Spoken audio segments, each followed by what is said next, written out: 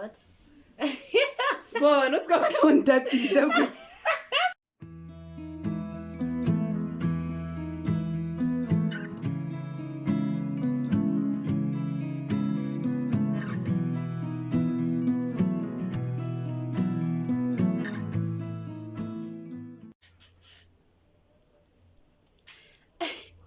Hi guys, welcome back to my YouTube channel. It's been a minute since I shot a video due to circumstances, but I'm back and I have a little story time.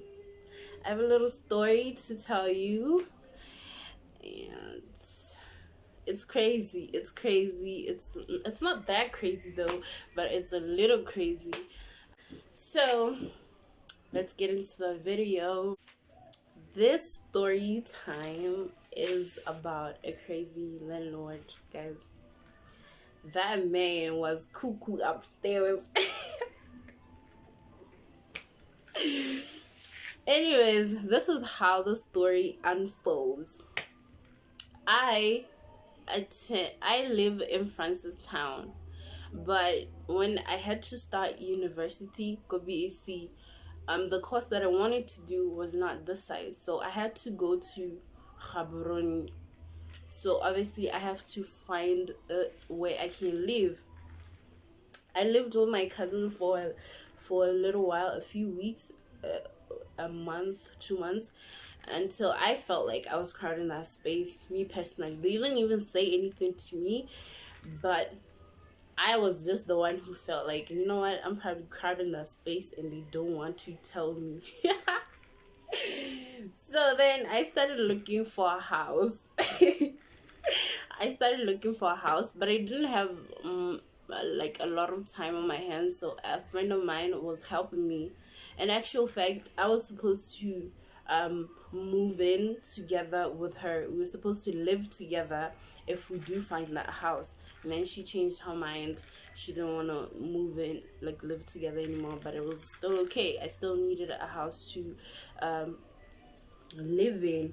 So when I came this side and went to live with my cousins, my stuff had not, like my bed, my fridge, everything was not yet this side, was not yet in Gaborone.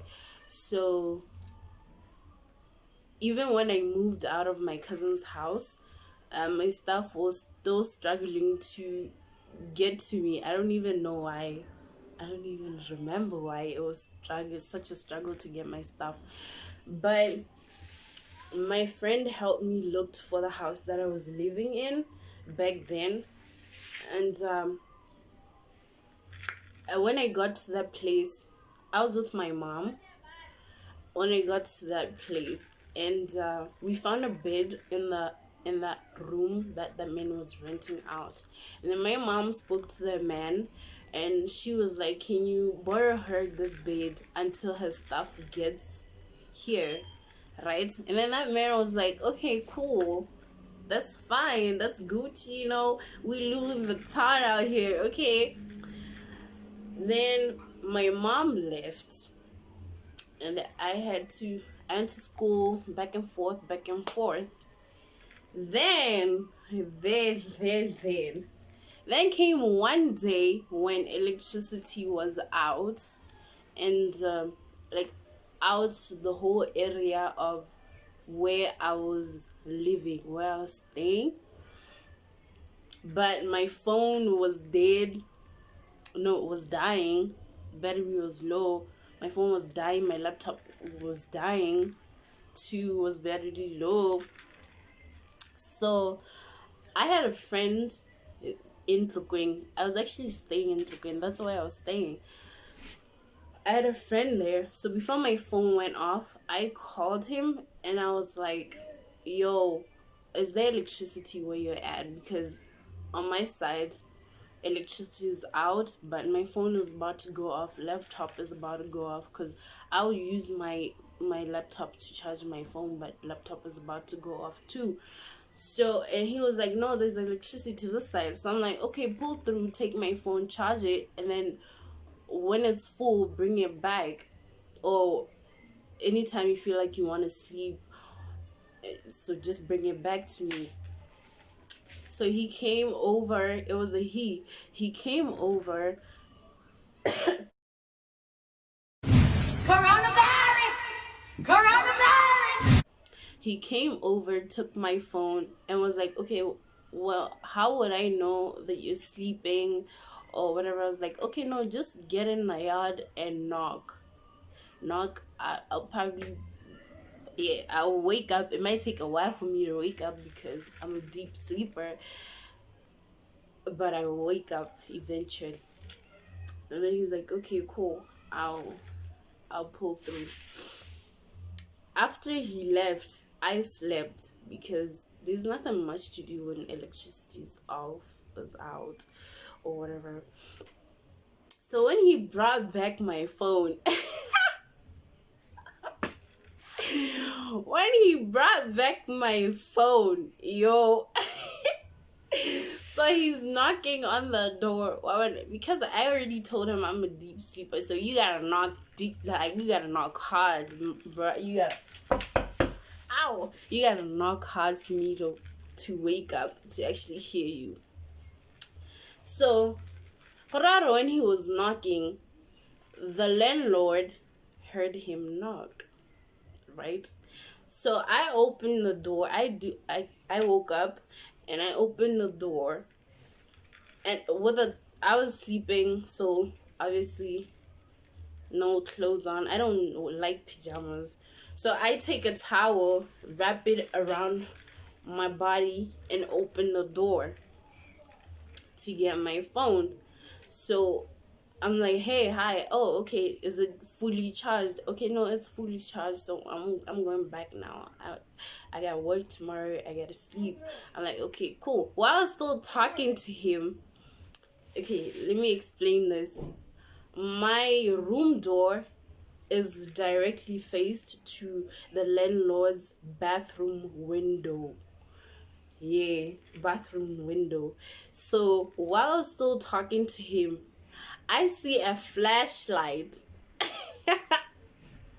pointing right at us, like, and I'm like, okay, what's going on? Like, what's going on? But I just ignored it. And then I told him, okay, no, thank you very much. Bye. Okay, let me just, it's like a well, that's what I said. Like, it's summer. Give me well, I'm like, thank you, thank you, thank you, you know. Get back in the house. Next morning, remember that my mom asked this man to borrow me his bed while my stuff they're still trying to get my stuff to Gabs. Next morning, texts and texts and texts of insults, of accusations. That man was telling me that I was sleeping with people on his son's bed, that I was selling my body. He said the most random stuff ever. So me seeing the text, I'm like,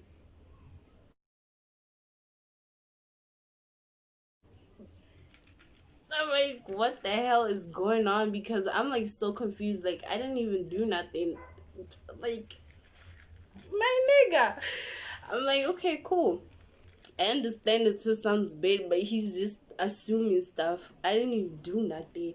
And then he goes on to say, I'm gonna tell your mom, blah blah blah. And then I reply him like, you know what? Tell my mom because I'm not guilty, bro. I didn't do anything, so just go ahead and tell her. It's fine. Cause to me, I was like, I want to explain to my mom. But at the end, he didn't tell her. I was the one who actually ended up telling her because I was like, this man because it actually hurt my feelings. The things he said, because I lost the phone that had the messages, but that man insulted me. Like, you wouldn't think Moholo Nali such insults, but he insulted me deep down. I will never forget that day. But and then afterwards, I text him and I'm like, you know what? Come, like, I'll drop off your son's bed today because I don't want issues with you. I didn't even do anything, but already you have insulted me already. You just said the worst things about me. I mean, so just come and get this bed. I took the bed and I put it by his door. I put it by his door and then I texted him. I was like, I put the bed by the door because I was knocking for him to open so that he gets the bed, but he wouldn't come out. I knocked for 30 minutes, not even like a 5 minute knock. 30 minutes sitting there knocking. But he was inside the whole time. The whole time. So afterwards, after I left, because after I left and sent him a text, like I left the bed outside, he sends a text like, I'm gonna burn this bed. You want my son to sleep?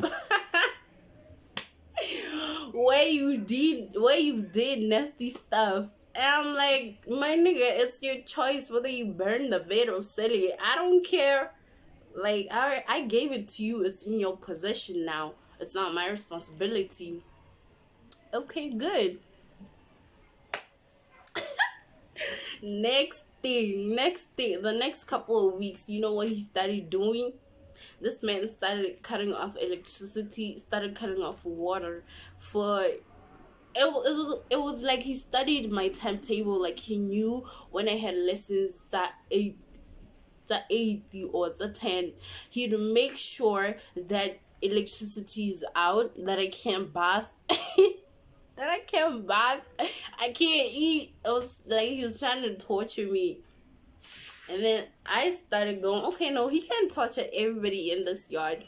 So every time, like I had lessons about 10 a.m. You know, when you'd wake up at like 9, take a bath and then leave.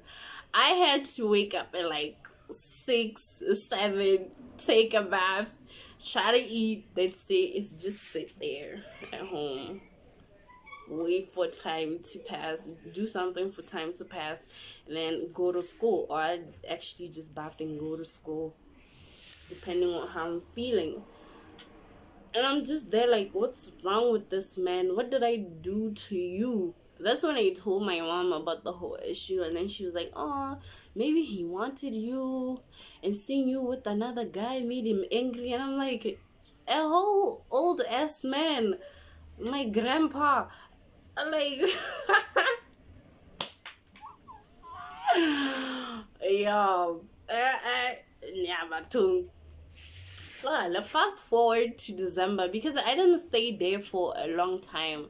I think I stayed there for like 3 months, and that was the worst 3 months of my life. I stayed there for 3 months, and fast forward to December when he kicked me out.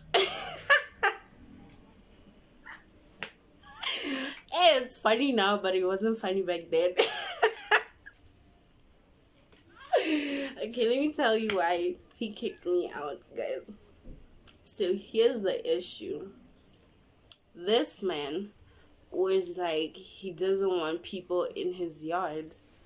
Like, he doesn't want people coming over to his yard to sleep over or stuff like that. So I'm like, okay, cool. That's what he told me in the first place. Like, he doesn't want people coming over to sleep over. Like that. I'm like, okay, cool. How about buying like people who come and sleep over? That's what you said. So one time, my sister, my little brother, my older sister, my little brother, we were from Janing, and then we got to Gabs. So we got to Gaborone really early, at around like 1, 2. So, and then I said to them, okay guys, let's go freshen up because we've been traveling from Janine to Gabs. I mean, it's not that long of a trip, but like, let's just go freshen up. I'll make something to eat in my room, and then we can go to the train, get on the train. get on the train. I mean, oh my lord. Okay, we went home, and then we got there. I cooked for them, and then they were getting ready, freshening up, and then I freshened up too, and then we left. We left while I was still having fun with the family. When we got to Francistown, having fun with the family, I received a text. That man said, "You should come and take your stuff. I don't want you living in my yard anymore. I told you that I don't want visitors in my yard. So come and take your stuff and leave." I'm like, "What?" He's like, "Yeah, I'm dead ass." No, he didn't say dead ass, but like, he's like, "I'm serious. Come and take your stuff and leave." And I'm like, "But that was my family. That wasn't like no random anybody." And if anything, they didn't even sleep over. We were passing by, like passing through, my nigga. And he's like, "No, come and take your stuff and leave, or else I'm finna burn them." And I'm like, he sounds crazy, but he seemed like the type to do it. So I was like, "Yo." And then I told my mom, I was like, "Mama, I want to go out." So then I told him, "Okay, you know what? Just give me a week to get my stuff together. Like, I ain't got no money."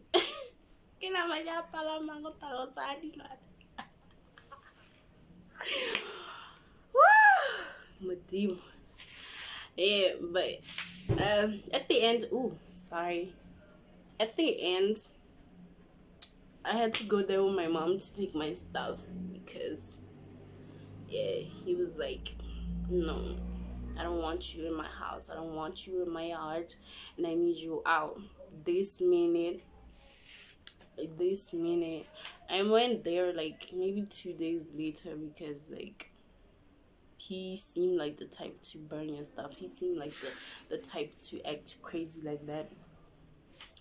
So yeah, that's my story of a crazy landlord. Crazy landlord. It was such a crazy time. I think back now and I'm like, that man was crazy, but back then I was such a kid. I was so hurt by it because I was such a kid and I had so many worries. Like, if he kicks me out, where am I gonna live next semester? Stuff like that. But would take, yeah. No, I'll never go back there again. Whether you point my head, a gun to my head, I'll never move back there again. He kicked me out for having my own siblings in my house, in my room, that which I pay rent for, that which I paid for. But it's fine. I guess maybe he had a little crush on me. Maybe my mom was right. Maybe he had a little crush on me. That's so sad of him. Oh wow. But anyways, this is the end of this little video. Thank you so much for tuning in, and do not forget to subscribe, like, and comment. See you in the next video.